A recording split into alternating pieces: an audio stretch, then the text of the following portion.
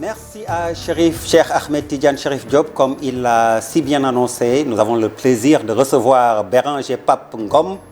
Bonsoir, Monsieur Ngom. Bonsoir, Mabdoulaye. Alors, vous êtes le président de l'AFOR, c'est l'association des professionnels de l'hôtellerie, de la restauration du Sénégal. Vous êtes également membre du Conseil national du tourisme. Votre secteur fait face à plusieurs défis, des difficultés. Mais avant de parler de cela, c'est quoi l'AFOR? Permettez-moi, avant de répondre à votre question, M. Abdoulaye, de saluer vos téléspectateurs d'ici et la diaspora. Merci pour la question. Bon, AFOR, c'est une association qui existe depuis janvier 2010. Elle a pour but de promouvoir tous les membres qui excellent dans le secteur du tourisme. Et qui est là pour en tout cas jouer un rôle prépondérant dans le dispositif du secteur touristique. En général, on est constitué comme association de veille et d'alerte à côté de notre tutelle qui est le ministère. Et il y a d'autres associations du même genre? Naturellement, mais je pense que nous sommes tellement actifs dans le secteur qu'on est plus connus que les autres gens. Ok, et qui sont les membres? Tout ce qui excelle dans le secteur du tourisme sur toute la chaîne de valeur, tout ce qui veulent venir en tout cas s'adhérer dans l'AFOR et qui excelle dans la chaîne de valeur qui est le tourisme, l'hôtellerie, la restauration, ce sont les... Alors je parlais des défis, des difficultés, principale préoccupation, la convention collective qui est obsolète, il faut le dire. Qu'est-ce qui se passe avec cette convention? Bon, la convention collective, elle est en déphasage total avec les réalités de la société. Elle n'est ni conforme ni en phase avec le coût de la vie. Vous le savez si bien, beaucoup en parlent et je pense que beaucoup de générations, quand ils vont venir, ils vont aussi en parler. Tant que cette convention collective-là, elle n'est pas prise au sérieux par rapport aux gens qui travaillent dans le secteur, les gens continueront à en parler. Elle est en déphasage total avec les réalités de la société. Quelles sont les pratiques en cours à cause de cette convention collective? Par exemple, au plan du traitement salarial. Bon, la masse salariale, elle ne répond pas au coût de la vie. Ça, naturellement, tout le monde le sait. Moi, j'ai toujours l'habitude de dire que l'hôtelier travaille en perte. Parce que quand tu regardes aujourd'hui, je donne juste un exemple terre à terre, un commis de salle qui gagne 120 000 et qui habite dans la banlieue. Le soir, il doit rentrer chez lui, il n'y a plus de car rapide. Il est obligé d'emprunter un taxi à 3 000 balles ou bien des taxis bocaux. Comment cette personne-là pourra survivre? Donc, naturellement, ces gens-là travaillent à perte. C'est pour cela que nous interpellons l'État à revoir cette convention collective. Et il doit faire le trajet combien de fois par semaine? Bon, nous, avec le régime d'équivalence horaire, dans l'industrie touristique, on est à 50 heures, donc 48 heures par semaine avec un jour de repos. Donc vous êtes à 6 jours sur 7? 6 jours sur 7, naturellement, il a un jour de repos. Donc si on fait la péréquation avec une moyenne de 3 000 francs par jour, ça fait 90 000 francs le mois. Oui. Donc du coup, il ne reste plus rien du salaire. Mais ce ne sont pas tout le monde qui... Tout le monde ne touche pas... tout le monde ne touche pas 120 000. Mais je n'ai pas dit tout... Oui, naturellement, tout le monde ne peut pas toucher 120 000. Vous avez donné l'exemple d'un commis de salle. J'ai donné l'exemple d'un commis de salle, mais un premier commis de salle, un maître d'hôtel, même admettons, même à 400 000 francs, tu ne t'en sors pas. Aujourd'hui, nous tous, on sait que les prix ont flambé, le coût de la vie a tellement augmenté. Donc, il faut vraiment revoir cette convention collective-là. Avec aussi un seul jour de repos, c'est problématique. Je viens d'y penser. Carrément problématique. Donc, à l'époque, en 2020, on avait déjà parlé avec le ministère du Travail jusqu'à ce que, normalement, on devait passer à 35 heures. Alors, le patronat avait demandé un report par rapport au problème qui était là, c'était le Covid. Mais d'ici là, ce n'est plus d'actualité. Donc, les gens, beaucoup d'établissements ne l'appliquent pas. Donc, là aussi, dans l'émission, tu me permettras, en tout cas, d'interpeller le ministre du Travail, qui est Sambassi, de mettre en vigueur, en tout cas, ces 35 heures-là pour qu'au moins les hôteliers puissent travailler à 35 heures et prendre 2 jours de repos. Au-delà du repos, donc je reviens à la convention collective. Concernant le traitement salarial, est-ce que des négociations sont entamées, une plateforme de revendication pour une revalorisation? Qu'est-ce qui est fait? Naturellement, on est tous syndiqués. Hein. On a tous des syndicats qui sont derrière nous. Ils savent le problème qui est dans le secteur. Depuis Matousalem, on en parle. Le problème qui gangrène le secteur et qui crée des blocages partout, c'est la convention collective qui est caduque. Tu te rends compte comme dans beaucoup de secteurs. Non, mais moi en tout cas, je connais que le secteur dont j'ai volé, qui est tout. Aujourd'hui, tu vas prendre des... Par exemple, une personne qui gagne 120 000, aujourd'hui, 5 ans en arrière, il gagnait 120 000. Et ça n'a pas bougé. Ça n'a pas bougé jusqu'à aujourd'hui. Je pense que pour vivre, il faut s'adapter. Aujourd'hui, il faut adapter la convention collective. Et l'indexer sur le coût de la vie. Voilà, aux réalités de la société. Parfaitement d'accord, oui. Tout à fait. Alors, il y a également le crédit hôtelier. Qu'est-ce qui se passe avec le crédit hôtelier? Bon, moi, je ne l'appelle plus le crédit hôtelier. Je l'appelle aujourd'hui un crédit de banque. Parce que le crédit hôtelier, il était là pour aider en tout cas les gens qui travaillent dans le secteur du tourisme à créer des entreprises. On nous demande de créer des emplois. Tu ne peux pas créer des emplois sans créer des activités. On crée des activités avec de l'argent, naturellement. Donc c'est à l'État aujourd'hui d'afficher une transparence absolue pour aider en tout cas ceux qui travaillent dans le secteur à pouvoir mettre en place des établissements hôteliers dignes de leur nom. Mais aujourd'hui, toute cette lourdeur administrative qui est dans le crédit hôtelier pose un problème. Bon, aujourd'hui, ce qu'il fallait faire de mieux, en tout cas c'est ma proposition, c'est de donner libre choix, en tout cas au ministre de pouvoir aujourd'hui, en tout cas son ministère, de pouvoir décider. Mais aujourd'hui, ce que l'État a fait, l'État a une banque partenaire qui est la NCA. C'est-à-dire l'État se constitue en commission, vous amenez vos dossiers, ils sont examinés. Après ce dossier, si ça passe, elle va à la banque. Et maintenant, c'est la banque qui a la décision finale. Donc ce n'est plus le crédit hôtelier. Oui. C'est un crédit bancaire. C'est un crédit bancaire. Et ça pose un problème. Il y a énormément de blocages aussi dans ce volet administratif-là. Il y a des lourdeurs, il y a des lenteurs, la banque ne suit pas. Donc, vraiment, on ne l'appelle plus le crédit hôtelier. Même si le ministre a aujourd'hui, en tout cas, l'embarras de bien faire, mais malheureusement, il a les mains liés.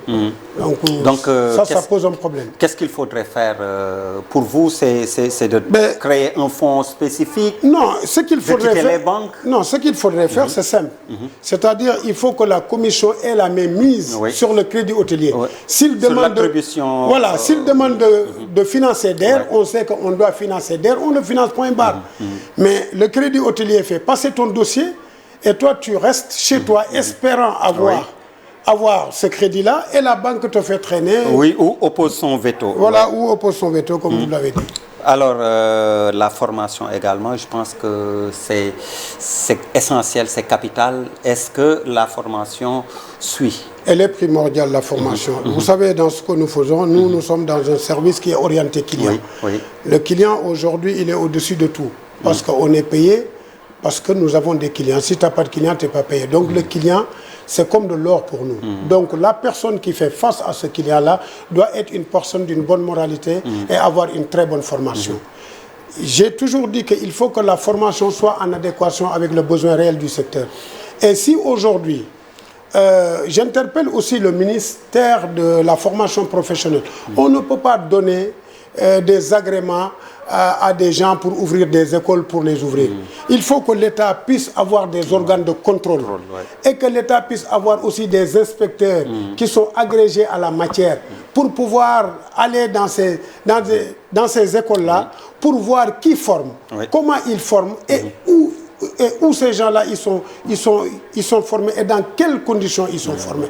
Pour qu'après, quand la personne finit, puisse se mettre sur le marché de l'emploi et pouvoir être opérationnel. Mais tel n'est pas le cas. Aujourd'hui, la formation bat de l'aile complètement.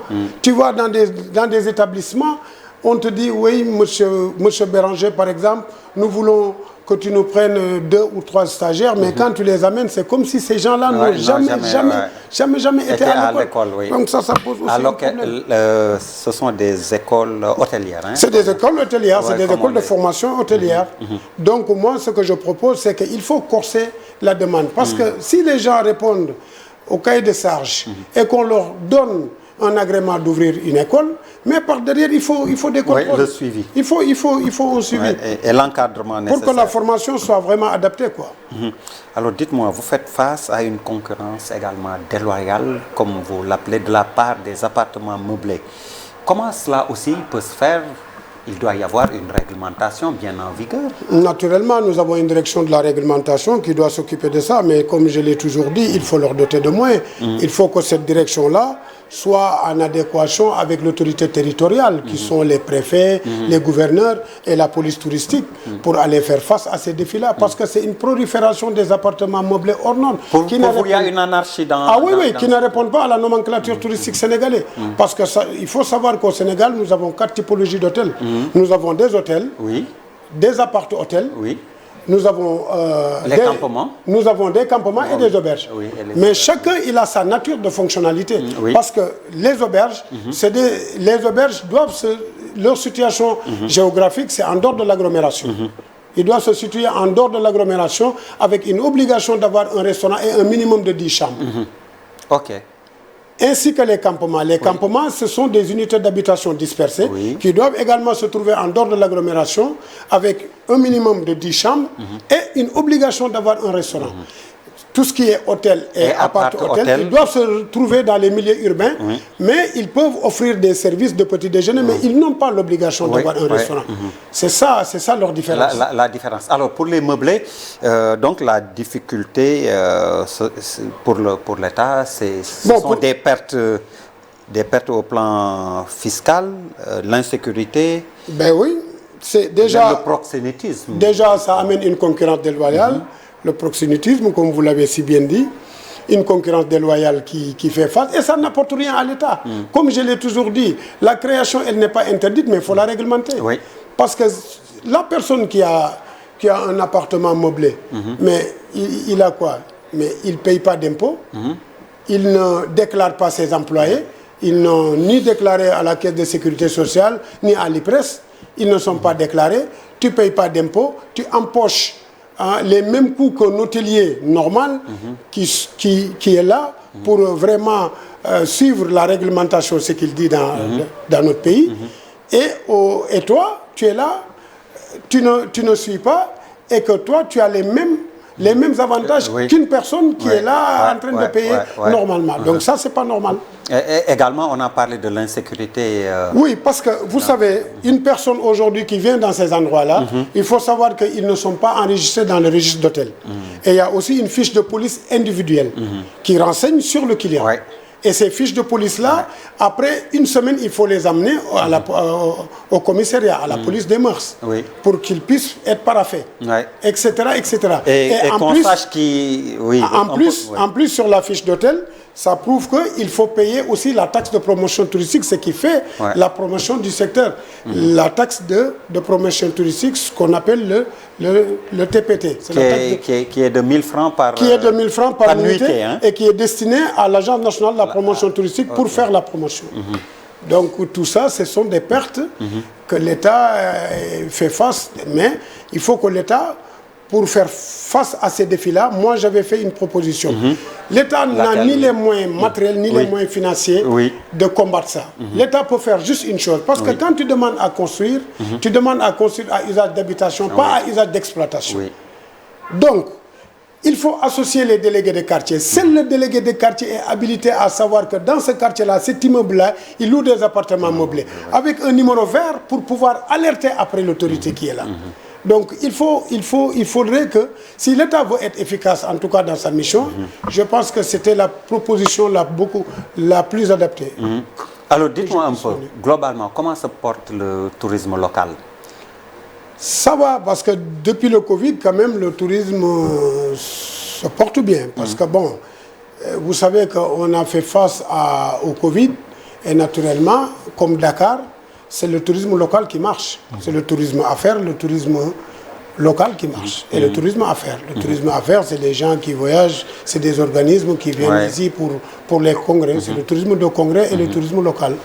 Mais qu'est-ce que vous dites, qu'est-ce que vous me diriez, moi, par exemple, pour m'encourager à être touriste local dans mon pays. Ben, vous faites déjà du tourisme local, parce que tous vos rendez-vous, vous le prenez dans les cafés.